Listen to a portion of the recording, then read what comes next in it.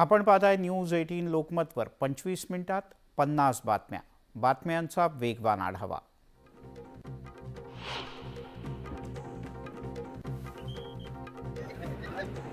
मालेगाव तालुक्यातील सबंदगाव शिवारात गिरणा नदीला आलेल्या पुराच्या पाण्यात 10 ते 12 जण अडकले. मासे पकडण्यासाठी हे सगळे जण नदीपात्रात उतरले होते. अचानक नदीला पाणी वाढलं, पूर आला. हे सगळे जण आतमध्ये अडकले. अंधार झाल्यामुळे अग्निशमन दलाने बचाव कार्य थांबवलंय. मात्र नदीजवळ एक बचाव पथक तळ ठोकू नये, शिवाय अडकलेल्यांचे नातेवाईक, मदत करण्यासाठी आलेले नागरिक पण घटनास्थळी थांबू नयेत. नाशिकच्या रामकुंड परिसरातून एक पर्यटक वाहून गेल्याची घटना घडली. गोदावरी नदीची पाणी पातळी वाढल्याने रामकुंड परिसरात दर्शनासाठी आलेला एक युवक वाहून गेला. दरम्यान नागरिकांनी पूर पाहण्यासाठी येऊ नये, गर्दी करू नये असं आवाहन प्रशासनाकडून पुन्हा एकदा करण्यात आलंय. संततधार पावसानं यवतमाळच्या राळे गावातील करंजी नाल्याला पूर आला. त्यामुळे गावातील नागरिकांना कामासाठी दुसऱ्या गावी जाता येत नाहीये. वाढोणा इथे शाळेत शिकणाऱ्या विद्यार्थ्यांना तर जीव धोक्यात घालून नाला ओलांडावा लागला. नाशिकच्या बागलाण तालुक्यातील केळझर धरण 100% भरलंय. या धरणाच्या सांडव्यावरून वाहणारं पाणी नाही पात्राच्या दिशेनं प्रवाहित झालंय. त्यामुळे नदीच्या पाणी पातळीत वाढ होण्याची शक्यता आहे.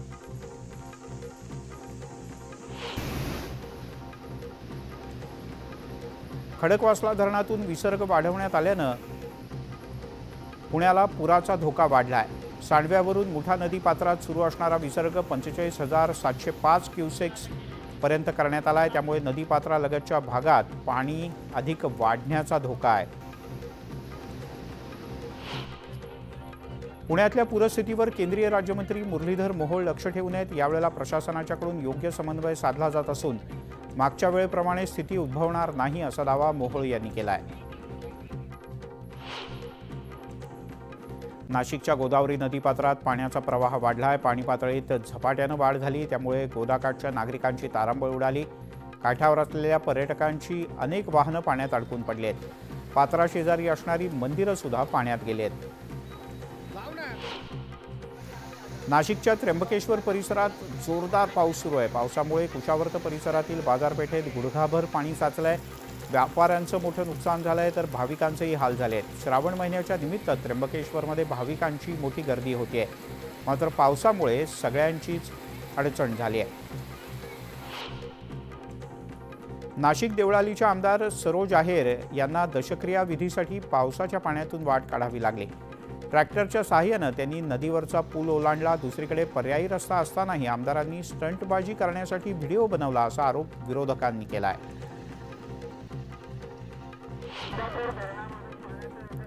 नाशिकमध्ये पावसाचा जोर वाढला असून गंगापूर धरणाच्या पाणी पातळीत वाढ झाली आहे. गंगापूर धरणातून 6,000 क्युसेक्स पाण्याचा विसर्ग सुरू आहे. त्यामुळे गोदावरी नदीकाठच्या नागरिकांना खबरदारीच्या सूचना देण्यात आल्या आहेत. नाशिक जिल्ह्यातील सुरगणा, कळवण आणि दिंडोरी या परिसरात सुरू असलेल्या मुसळधार पावसामुळे पार, तान, मान आणि अंबिका या नद्यांना पूर आलाय. त्यामुळे कळवणच्या चनकापूर धरणातून आणि दिंडोरीच्या पालखेड तसंच पुणेगाव धरणातून मोठ्या प्रमाणात पाण्याचा विसर्ग सुरू आहे.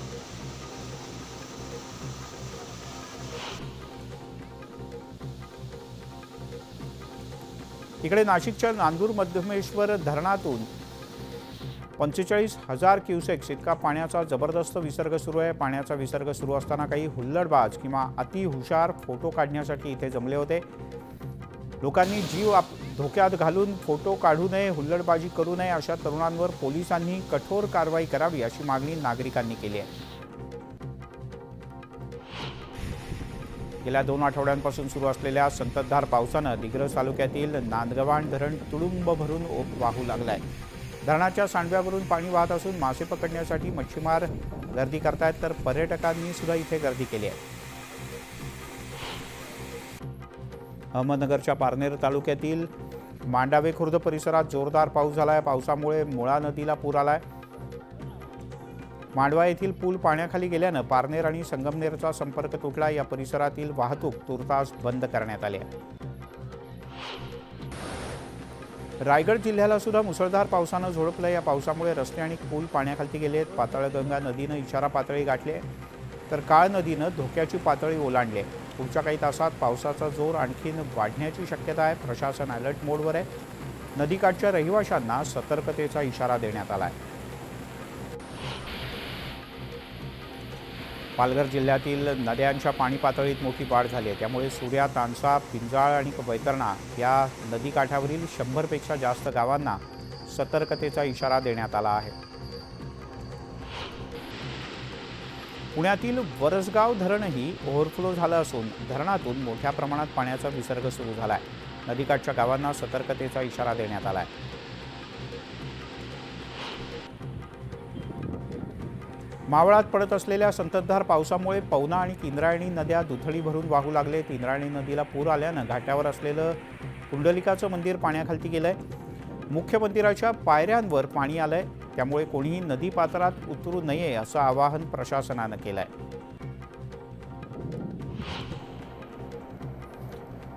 पुणे जिल्ह्यातील खेड, आंबेगाव, जुन्नर आणि शिरूर तालुक्यातील विविध भागात मुसळधार पाऊस सुरू आहे, त्यामुळे नदी नाले दुथडी भरून वाहत आहेत। यामुळे तालुक्यातील काही गावांचा संपर्क तुटला आहे। रस्त्यावर पाणी आलं असून राजगुरुनगर जवळच्या खरपुडी इथे भीमा नदीवरच्या पुलावरून पाणी वाहत आहे, पण तरीही अतिउत्साही नागरिक जीव धोक्यात टाकणारा प्रवास करतायत। लोणावळा परिसरात बरसणाऱ्या मुसळधार पावसानं शहरातल्या सखल भागात पाणी साचलं। अनेक रस्ते जलमय झाले। नांगरगाव, बापदेव रोड आणि नारायणी धाम या मंदिरासमोरचा रस्ता पाण्याखाली गेला आहे, तर पांगारे वस्तीत पाणी शिरल्यानं नागरिकांची तारांबळ उडाली। वाहन चालकांना या टायरभर पाण्यातूनच प्रवास करावा लागतोय। मावळमधील तिकोना गडावरच्या श्रीरामाची गादी इथे मोठं भूस्खलन झालं। गडाच्या पायथ्यापर्यंत माती आणि दगडगोट्यांचा खच पडलाय, त्यामुळे पायथ्याच्या जवळ पर्यटकांना न थांबण्याच्या सूचना देण्यात आल्या आहेत। तसंच गडावर जाण्यासाठी पर्यटकांना बंदी घालण्यात आली आहे। कळवण तालुक्यातील चणकापूर धरण पाणलोट क्षेत्रात पावसाची संततधार सुरू आहे, त्यामुळे धरण 70% क्षमतेनं भरलंय। धरण परिसरातल्या शेतांमध्ये पाणी साचलंय, त्यामुळे पिकं पाण्याखाली आहेत। दरम्यान या धरणातून गिरणा नदीपात्रात 10,500 क्युसेक्सच्या वेगानं पाण्याचा विसर्ग सुरू आहे। मावळ तालुक्यात काल रात्रीपासून जबरदस्त पाऊस पडतोय। अनेक इमारतींच्या आवारात सुद्धा पाणी शिरलंय। सतत कोसळणाऱ्या पावसामुळे पाण्याची पातळी वाढतेय। नागरिकांनी घरातच राहावं, अति अत्यावश्यक काम असल्याशिवाय घराबाहेर पडू नये असं आवाहन करण्यात आलंय। लोणावळ्यात पावसाचं प्रमाण वाढलं असून भुशी धरणानं धोक्याची पातळी ओलांडली आहे, त्यामुळे भुशी धरणाच्या सांडव्यावरून पाण्याचा वेगानं विसर्ग होतोय। लोणावळा पोलिसांनी सुरक्षेसाठी पर्यटकांना भुशी धरणावर जायला मज्जाव केला आहे।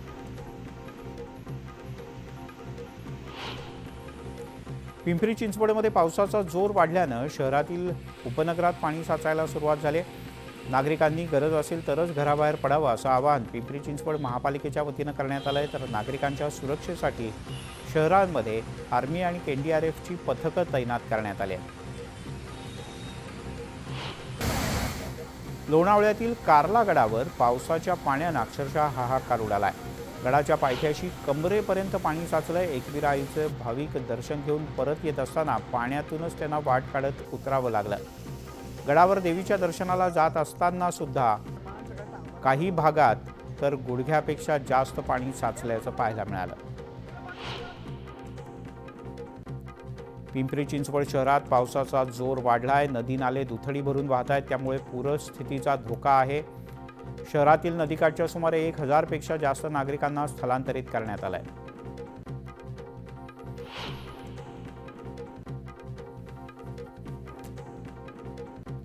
पुणे शहरात पुन्हा एकदा पूरस्थितीची शक्यता निर्माण झाली आहे, त्यामुळे पुणे जिल्ह्यातील ब्ल्यू लाईन म्हणजे धोकादायक पूररेषेच्या आतील नागरिकांना सुरक्षित स्थळी तातडीनं हलवण्याचे आदेश मुख्यमंत्री एकनाथ शिंदे यांनी दिले।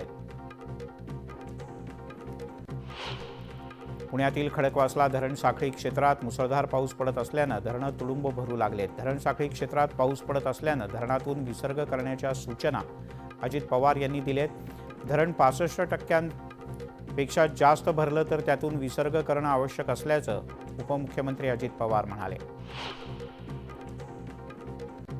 मनसे अध्यक्ष राज ठाकरे यांनी पुण्यातल्या एकतानगरमधल्या रहिवाशांशी संवाद साधला. तसंच त्यांनी मुख्यमंत्र्यांशी पुनर्विकासासंदर्भात चर्चा केल्याची माहिती सुद्धा स्वतः इथल्या स्थानिकांना दिली.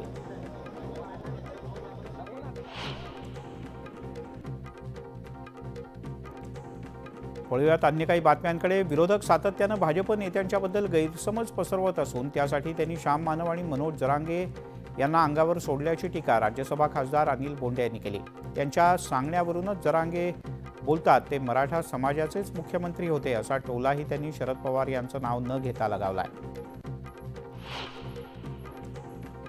महाराष्ट्र दौऱ्यावर असलेल्या अजित पवार यांनी ठाकरे आणि फडणवीस यांच्या टीकेवर प्रतिक्रिया दिली आहे. आता कोण कुणाला ढेकून म्हणतंय आणि काही म्हणतंय, एकमेकांचे कपडे काढायचे ठेवले आहेत, या प्रकरणी सत्ताधारी आणि विरोधकांनी लक्ष घालण्याची गरज असल्याचंही त्यांनी नमूद केलं. राष्ट्रवादीचे आमदार बबनराव शिंदे यांनी मोदी बागेत शरद पवार यांची भेट घेतल्यानं राजकीय वर्तुळात त्यांच्या घरवापसीच्या चर्चा रंगू लागल्या.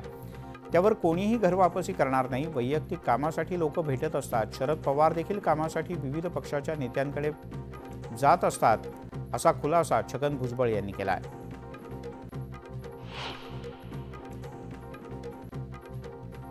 सगळ्या गोष्टी पैशात विकत घेता येत नाहीत, कर्तृत्व आणि सुरक्षितता पाहिजे अशा शब्दात सुप्रिया सुळे यांनी लाडकी बहीण योजनेवर टीका केली.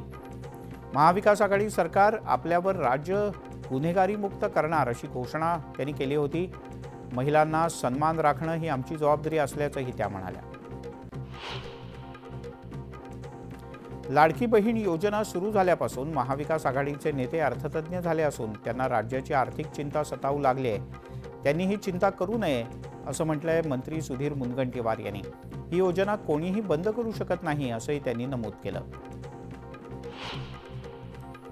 निवडणूक झाली की लाडकी बहीण योजना बंद होणार असं विरोधक म्हणतायत, पण ही योजना चालू ठेवण्याची धमक विरोधकांमध्ये नाही. त्यामुळे विरोधक सत्तेत आले तर ही योजना बंद होईल असं वक्तव्य छगन भुजबळ यांनी केलं. लाडकी बहीण योजना आणि इतर योजना अविरतपणे सुरू ठेवण्यासाठी महायुतीची सत्ता येणं आवश्यक असल्याचंही भुजबळ यांनी म्हटलंय. माढा लोकसभेच्या नंतर माण विधानसभेसाठी मोहिते पाटील यांनी फिल्डिंग लावली आहे. यावर बोलताना माझ्या विरोधात फिल्डिंग लावण्याइतकी त्यांची तब्येत फिट नाही, त्यासाठी बॉडी मेंटेन असावी लागते असा टोला जयकुमार गोरे यांनी लगावलाय. माझ्या तालुक्यात त्याचा काही उपयोग होणार नाही असंही त्यांनी नमूद केलं. अमरावतीत जिल्हा नियोजन सभेत आमदार बच्चू कडू आणि आमदार रवी राणा यांच्यात चांगलाच करगीतुरा रंगला. बच्चू कडू यांच्या अचलपूरमधले फिनले मिल गेल्या अनेक वर्षांपासून बंद होती, ती सुरू करण्यासाठी सरकारनं मंजुरी दिली. यासाठी आमदार रवी राणा यांनी चंद्रकांत पाटील यांचे आभार मानले. तेव्हा आमदार बच्चू कडू यांनी 6 महिने आधीच याला मंजुरी मिळाल्याचं सांगितलं. यावेळेला दोघांमध्ये चांगलीच बाचाबाची झाली. गोंदिया भंडारा जिल्ह्यात विधानसभेच्या जास्तीत जास्त जागा भाजप लढवणार आहे, तर गोंदिया विधानसभेवर आमचा दावा असल्याचं वक्तव्य आमदार परिणय फुके यांनी केलं. यासाठी मोर्चे बांधणी सुरू झाल्याचंही त्यांनी नमूद केलं. गोंदिया जिल्ह्यातून जाणाऱ्या राष्ट्रीय महामार्गावर पडलेल्या खड्ड्याच्या निषेधार्थ काँग्रेसनं आंदोलन केलं. यावेळेला काँग्रेसचे खासदार प्रशांत पडोळे यांनी अधिकाऱ्यांना जमिनीत गाडण्याची भाषा केली होती. यावरून परिणय फुके आक्रमक झाले. नवे खासदार आहात, काँग्रेसच्या नेत्यांमध्ये तुम्ही सुद्धा अहंकार येऊ देऊ नका असा सल्ला देत परिणय फुके यांनी खासदार पडोळे यांना टोला लगावलाय. नागपूरच्या रामनगर परिसरात भाजप युवा मोर्चाकडून अनिल देशमुख यांच्या विरोधात बॅनरबाजी करण्यात आली. फडणवीस यांच्या फोटोखाली विकास वृत्ती तर अनिल देशमुख यांच्या फोटोखाली वसुली बुद्धी असं लिहिण्यात आलंय. हा फोटो अनिल देशमुख यांनी सोशल मीडियात शेअर करत फडणवीस यांच्यावर टीका केली. जनता जनार्दनानं हे लक्षात ठेवावं असंही ते म्हणाले. राज्यातील विधानसभा निवडणुकीत कुणबी मराठा उमेदवाराला मतदान करू नका असं खळबळजनक वक्तव्य वंचितचे नेते प्रकाश आंबेडकर यांनी केलंय. ओबीसी एससी एसटी आरक्षण बचाव यात्रेच्या निमित्तानं ते पोहरादेवी इथे आले असता एका जाहीर सभेत बोलत होते. वंचितचे अध्यक्ष प्रकाश आंबेडकर यांनी आरक्षणाच्या मुद्द्यावरून खळबळजनक भाष्य केलं. कुणबी मराठा हे खरे ओबीसी नाहीत, त्यामुळे त्यांच्यापासून सावध राहा असं प्रकाश आंबेडकर म्हणाले. तर विधिमंडळ सभागृहात 190 कुणबी मराठा आमदार असून फक्त 11 ओबीसी आमदार आहेत, त्यामुळे ओबीसी आरक्षणाला 100% धोका आहे असं विधान सुद्धा आंबेडकर यांनी केलंय. प्रकाश आंबेडकर यांनी केलेल्या वक्तव्यावर मनोज जरांगे यांनी सुद्धा भाष्य केलंय. ओबीसीतूनच मराठा आरक्षण घेणार असा इशारा त्यांनी दिलाय. ते नवीन काहीतरी काढून मराठ्यांचं वाटोळं करायला निघालेत असा आरोपही त्यांनी केला. तिकडे नांदेडमध्ये राज्यातील जबाबदार नेत्यांनी जातीत फूट पाडू नये असं वक्तव्य भाजपचे नेते आमदार अशोक चव्हाण यांनी केलंय. खासदार अशोक चव्हाण यांनी केलंय. प्रकाश आंबेडकर यांच्यावर त्यांनी टीका केली. मराठा समाज एकत्र आहे, निवडणुका आज आहेत, उद्या नसतील, पण गैरसमजाची दरी कायम राहील आणि ते चांगलं नाही असंही खासदार अशोक चव्हाण म्हणाले. मुंबईतल्या दहिसरमध्ये एका गृहनिर्माण सोसायटीतल्या राड्याची धक्कादायक घटना समोर आली आहे. सोसायटीच्या मीटिंगमध्ये सदस्य आणि अध्यक्षांमध्ये चांगलीच जुंपली. यावेळेला झालेल्या हाणामारीत सोसायटीच्या अध्यक्षानं एका सदस्याचा अंगठा चावून तोडला. या प्रकरणी पोलिसात तक्रार दाखल करण्यात आली आहे. बुलढाणा जिल्ह्यातील खामगाव बस स्थानकात स्वच्छता करत असताना 1100 झाडं लावण्यात आली. नवसंकल्प ग्रुपच्या वतीनं विद्यार्थी आणि नागरिकांनी हे अभियान राबवलं. शेतकऱ्याची कर्जमाफी होणार नाही असं विधान शिवसेनेचे आमदार संजय गायकवाड यांनी केलं. 46,000 कोटी रुपयांचं कर्ज भरण्यासाठी सरकारला अडचणी येतात, याचाच फटका विकास निधीला बसतोय, त्यामुळे कर्जमाफी होणार नाही असा दावा आमदार गायकवाड यांनी केलाय. आदिवासी विकास विभागाच्या घोडेगाव प्रकल्पातील 3 ते 4 आश्रमशाळांमधील दुधाच्या पिशव्यांमध्ये जिवंत आळ्या सापडल्याची धक्कादायक घटना घडली. अन्न आणि औषध प्रशासन विभागानं या गोष्टीची गांभीर्यानं दखल घेतली असून आश्रमशाळेतील दुधाचे नमुने तपासणीसाठी पाठवण्यात आले. या प्रकरणाची सगळी चौकशी करून दोषींवर कठोर कारवाई केली जाईल असं आश्वासन आदिवासी विकास मंत्री डॉक्टर विजयकुमार गावित यांनी दिलंय. केंद्रीय मंत्री नितीन गडकरी यांनी नागपूर महानगरपालिकेत जनता दरबार घेतला. यावेळेला मोठ्या प्रमाणात नागपूरकरांनी गर्दी केली होती. आपल्या समस्या त्यांनी गडकरी यांच्यासमोर मांडल्या. यावेळेला जनतेची कामं करा, हप्ते घेत असाल तर नोकरी गमवावी लागेल अशी तंबी नितीन गडकरी यांनी पालिका अधिकाऱ्यांना दिली. बीड जिल्ह्यामध्ये साथीच्या आजारांनी थैमान घातलंय. गेल्या 7 महिन्यात डेंग्यूचे 79 रुग्ण सापडलेत. जुलै महिन्यात डेंग्यूचे 26 तर चिकनगुनियाचे 53 रुग्ण सापडले. त्यामुळे प्रशासनाकडून नागरिकांना काळजी घेण्याचं आवाहन करण्यात आलंय. वाशिमच्या मालेगाव तालुक्यातील लोकसावंगी या गावाला जाण्यासाठी अप्पर मोरणा धरणाच्या मध्यातून पूल टाकून रस्त्याची निर्मिती करण्यात आली होती. मात्र गेल्या 15 वर्षांपासून या पुलाची दुरुस्ती झालेली नाही, त्यामुळे हा पूल धोकादायक बनलाय. या पुलाची तात्काळ दुरुस्ती करावी अशी मागणी स्थानिकांनी केली आहे. मनमाडपासून जवळ असलेल्या अंकाई किल्ल्याच्या परिसरात बिबट्या दिसल्यानं नागरिकांमध्ये एकच खळबळ उडाली. श्रावणात या किल्ल्यावर भाविकांची मोठी ये-जा असते. बिबट्याला जेरबंदी करावं तरच निर्भयपणे आम्हाला किल्ल्यावर जाता येईल असं स्थानिकांचं म्हणणं आहे. साताऱ्यातील गोडोली जवळच्या विलासपूर इथे मद्यपीनं आपापसात कडाक्याचं भांडण झालं. या भांडणात अज्ञातांनी कार पेटवून दिल्याची घटना घडली. गोडोली परिसरात नागरिकांची वर्दळ नसल्यानं या परिसरात मद्यपींचा अड्डा असतो, त्यामुळे पोलीस प्रशासनानं गांभीर्यानं या घटनेकडे पाहावं अशी ग्रामस्थांची मागणी आहे. बुलेटिनमध्ये घेऊयात एक छोटासा ब्रेक, लगेचच परत येतोय.